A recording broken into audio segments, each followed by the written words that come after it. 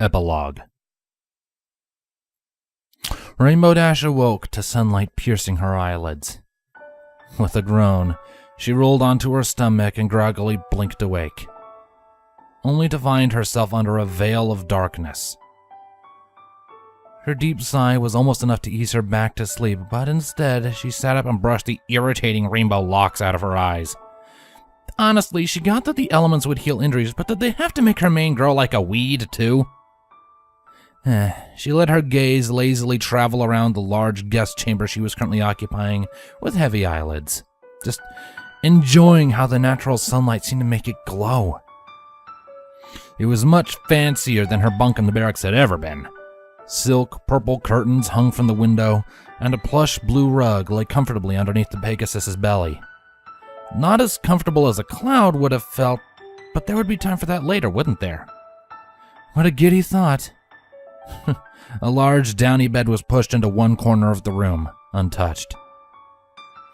Dash spread her wings in a large stretch before gently laying them over the two closest ponies.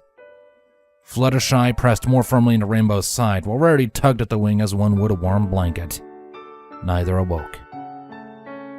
Dash felt a smile come naturally as she looked at the other ponies huddled together on the floor.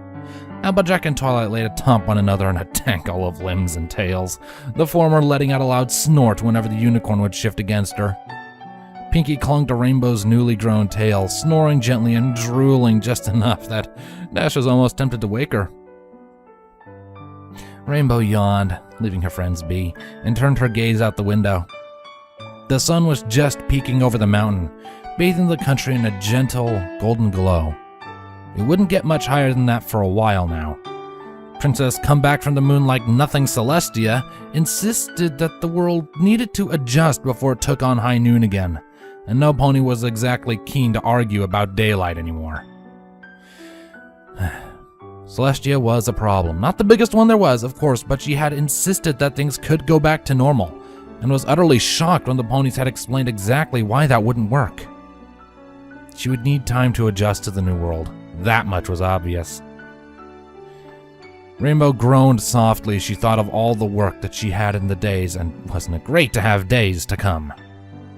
They had three immortals to peacefully integrate into a fallen society. They had Nightmare Moon devotes that had fled somewhere, swearing vengeance in the return of the true ruler. They had an entire empire in the north to bring in, not to mention a whole lot of angry mobs that were going to be coming for Luna's and possibly Dash's heads. Oh yeah, and there was Princess Luna. What in Equestria was any pony supposed to make of her? As the shiny red necklace proclaimed to the world, Dash was neck-deep in the whole thing and couldn't just back out of it now and go home. Not that she had any idea of how to go back to civilian life anyway.